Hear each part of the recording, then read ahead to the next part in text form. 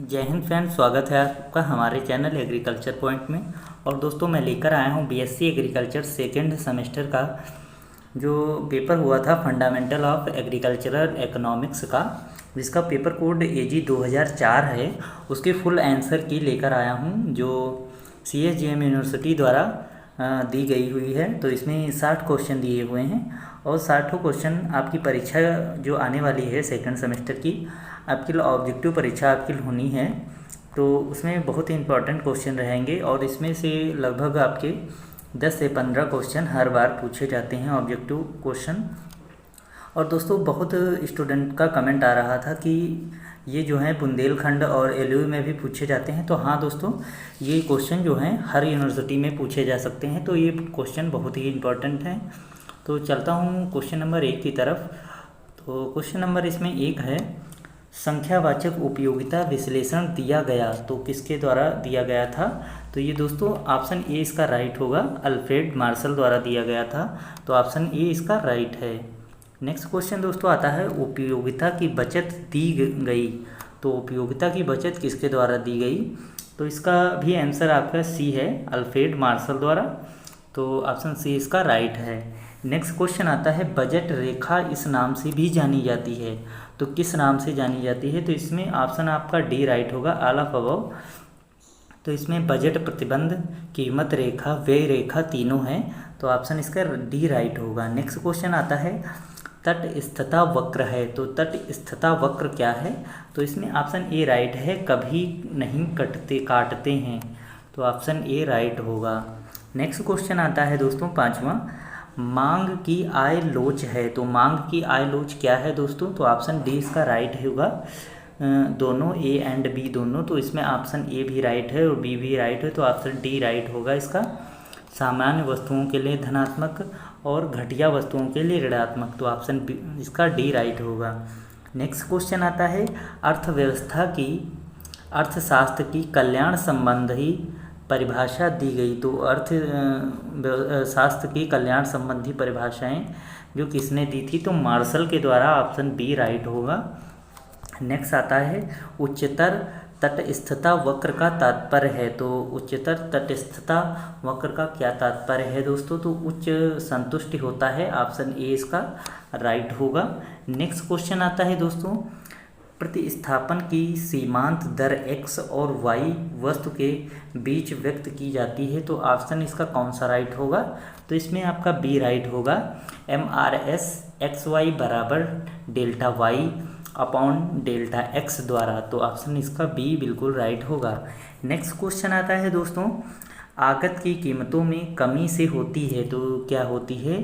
तो कमी से पूर्ति में वृद्धि होती है। आगत की कीमतों में कमी से पूर्ति में वृद्धि होती है। ऑप्शन बी इसका राइट होगा।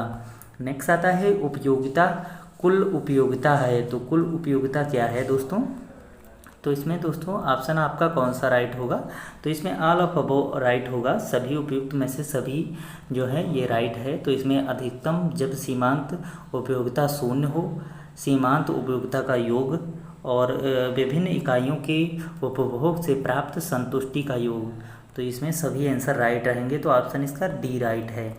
नेक्स्ट आता है, क्रमवाचक उपयोगिता का तात्पर्य होता है तो दोस्तों क्या होता है। तो इसमें ऑप्शन आपका डी राइट है, दोनों ए एंड बी। तो ए बी और सी इसका राइट है। तो इसमें उपयोगिता मापी नहीं जा सकती है, उपयोगिता को क्रम में रखा जा सकता है। और दोस्तों आप ये चैनल पर नए हैं, पहली बार विजिट कर रहे हैं तो चैनल को सब्सक्राइब कर लीजिए और पास में आने वाले बेल आइकन को दबा दीजिए, जिससे आने वाले वीडियो की नोटिफिकेशन आपको मिलती रहे। तो चलता हूँ अगले क्वेश्चन की तरफ। तटस्थता वक्र होता है तो क्या होता है। तो ऑप्शन बी इसका राइट है, उन्नतोदर आकार में। तो ये कॉन्वेक्स शेफ्ट होता है। तो ऑप्शन इसका कौन सा राइट होगा, बी राइट होगा। नेक्स्ट आता है क्वेश्चन 13 नंबर, पूर्ति की लोच को लिखा जाता है तो पूर्ति की लोच को लिखा जाता है किससे लिखा जाता है। तो ऑप्शन इसका बिल्कुल ही राइट है, ए वाला। तो पूर्ति में प्रतिशत परिवर्तन बटे कीमत में प्रतिशत परिवर्तन से लिखा जाता है। तो ऑप्शन ए राइट है। नेक्स्ट आता है मांग की लोच की सीमा होती है, तो मांग की लोच की क्या सीमा होती है, तो इसका ऑप्शन बी राइट होगा। 0 से इन्फिनिटी होता है, तो ऑप्शन बी इसका राइट है। नेक्स्ट आता है क्वेश्चन दोस्तों, बाजार कीमत पर शुद्ध राष्ट्रीय उत्पाद है, तो बाजार कीमत पर शुद्ध राष्ट्रीय उत्पाद क्या है दोस्तों, तो इसमें ऑप्शन आपका डी राइट होगा, उपयुक्त में से सभी।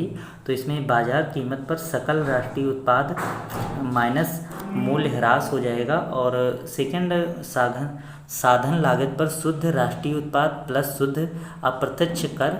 सी है बाजार कीमत पर राष्ट्रीय घरेलू उत्पाद प्लस विदेशों से प्राप्त शुद्ध आय, तो ऑप्शन इसका डी राइट है। नेक्स्ट क्वेश्चन आता है साधन लागत पर शुद्ध राष्ट्रीय उत्पाद है, तो साधन लागत पर शुद्ध राष्ट्रीय उत्पाद क्या है दोस्तों, तो इसमें भी ऑप्शन आपका डी राइट है, उपयुक्त में से सभी। तो इसमें बाजार कीमत पर शुद्ध राष्ट्रीय उत्पाद माइनस शुद्ध अप्रत्यक्ष कर हो जाएगा, और साधन लागत पर सकल राष्ट्रीय उत्पाद माइनस ह्रासमान मूल्य ह्रास हो जाएगा, और सी वाला लाभ प्लस लगान प्लस ब्याज प्लस मजदूरी प्लस विदेशों से प्राप्त शुद्ध आय हो जाएगा। नेक्स्ट क्वेश्चन आता है दोस्तों 17 नंबर, निम्नलिखित में से कौन सा राष्ट्रीय आय भी कहा जाता है, तो कौन है राष्ट्रीय आय, तो इसमें से ऑप्शन आपका डी राइट होगा बिल्कुल, साधन लागत पर शुद्ध राष्ट्रीय उत्पाद, तो ऑप्शन इसका कौन सा राइट है, तो इसका डी राइट है। नेक्स्ट क्वेश्चन आता है 18 नंबर, सूक्ष्म अर्थशास्त्र को इस रूप से जाना जाता है, तो किस रूप से जाना जाता है, मूल्य सिद्धांत पर जाना जाता है, ऑप्शन ए इसका राइट होगा। नेक्स्ट क्वेश्चन आता है 19 नंबर, साधन लागत पर शुद्ध घरेलू उत्पाद है, तो साधन लागत पर शुद्ध घरेलू उत्पाद है कौन, तो ऑप्शन इसका कौन सा राइट होगा, सी राइट होगा, बाजार लागत पर शुद्ध घरेलू उत्पाद प्लस शुद्ध प्रत्यक्ष कर। नेक्स्ट क्वेश्चन आता है दोस्तों, उपभोग्य आय है, तो उपभोग्य आय कौन सी है, तो दोस्तों इसका बी राइट है, व्यक्तित्व आय प्लस प्रत्यक्ष आय, तो ऑप्शन इसका बी राइट होगा। नेक्स्ट दोस्तों आता है संपूरक वस्तुओं के संदर्भ में मांग की आड़ी लोच होती है, तो कैसी होती है लोच, तो ये नेगेटिव होती है, ऋणात्मक होती है, ऑप्शन बी इसका राइट होगा। नेक्स्ट क्वेश्चन आता है दोस्तों, प्रतिस्थापन वस्तुओं के संदर्भ में मांग की आड़ी लोच होती है, तो कैसी होती है मांग की आड़ी लोच, तो ये धनात्मक होती है, ऑप्शन ए इसका राइट होगा। नेक्स्ट आता है गिफेन वस्तुएं हैं, तो गिफेन वस्तुएं कौन होती हैं, तो इसमें ऑप्शन आपका सी राइट है, घटिया वस्तुएं होती हैं, तो ऑप्शन इसका सी राइट है। नेक्स्ट आता है क्वेश्चन 24 नंबर है, असंबंधित वस्तुओं के संदर्भ में मांग की आड़ी लोच होती है, तो कैसी होती है, ये जीरो होती है, तो ऑप्शन सी राइट होगा। नेक्स्ट क्वेश्चन आता है हिक्स एलन का अनादिमान सिद्धांत आधारित है, तो किस पर आधारित है दोस्तों, तो ये वीक ऑर्डरिंग पर है, कमज़ोर क्रम में रखने पर है, तो ऑप्शन ए इसका राइट है। दोस्तों यदि आप एग्रीकल्चर पॉइंट के व्हाट्सएप ग्रुप से जुड़ना चाहते हैं तो मैं स्क्रीन पर नंबर आपको लिखे दे रहा हूं, और उस पर आप मैसेज करके कोई भी कमेंट करके कुछ भी मुझसे पूछ सकते हैं और आप ग्रुप में जुड़ सकते हैं। तो क्वेश्चन नंबर आप नोट कर लीजिए 9458 70 34 76।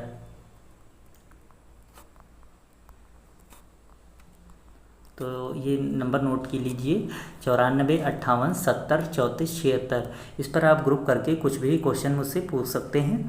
तो अगला क्वेश्चन है, जब कीमत घटती है तो उपभोक्ता की वास्तविक आय में क्या होता है, तो उपभोक्ता की वास्तविक आय में वृद्धि होती है, तो ऑप्शन ए इसका राइट होगा। नेक्स्ट आता है विकास संबंधी परिभाषा दी गई, तो किसके द्वारा दी गई थी, तो ये दोस्तों पी.ए. समयुल्लन द्वारा दी गई थी। तो ये किसके द्वारा दी गई थी, तो ये दोस्तों पी.ए.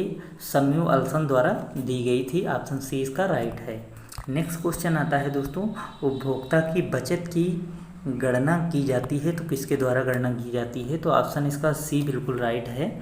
प्राप्त कुल उपयोगिता माइनस वे की गई कुल धनराशि, तो ऑप्शन इसका सी राइट है। नेक्स्ट क्वेश्चन आता है, राष्ट्रों का धन नामक पुस्तक वर्ष में प्रकाशित की गई, तो किसके द्वारा कौन से वर्ष में प्रकाशित की गई, तो 1776 में प्रकाशित की गई थी।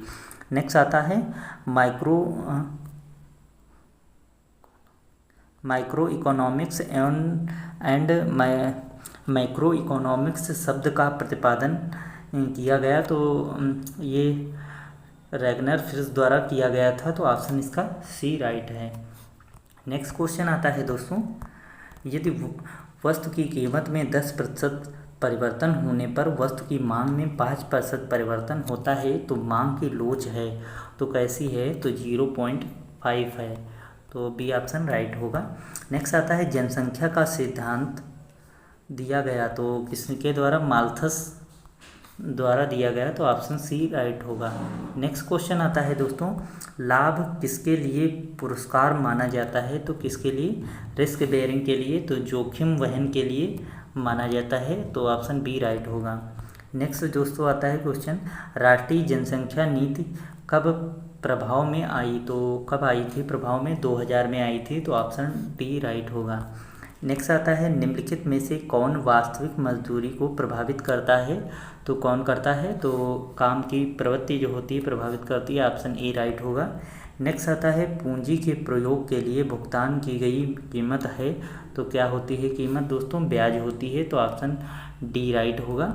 नेक्स्ट क्वेश्चन आता है, श्रम को अलग नहीं किया जा सकता, तो किससे नहीं किया जा सकता है, तो ये श्रमिक से नहीं किया जा सकता, ऑप्शन डी राइट होगा।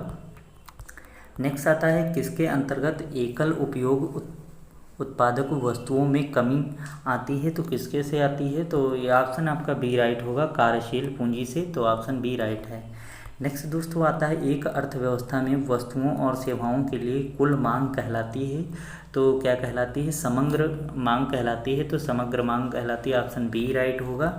नेक्स्ट दोस्तों आता है, निम्नलिखित में कौन सा समष्टि अर्थशास्त्र नहीं है, तो कौन सा नहीं है, तो ये दोस्तों ऑप्शन आपका बी राइट होगा, वस्त्र उपयोग में मजदूरी का स्तर, तो ऑप्शन इसका कौन सा राइट है, बी वाला।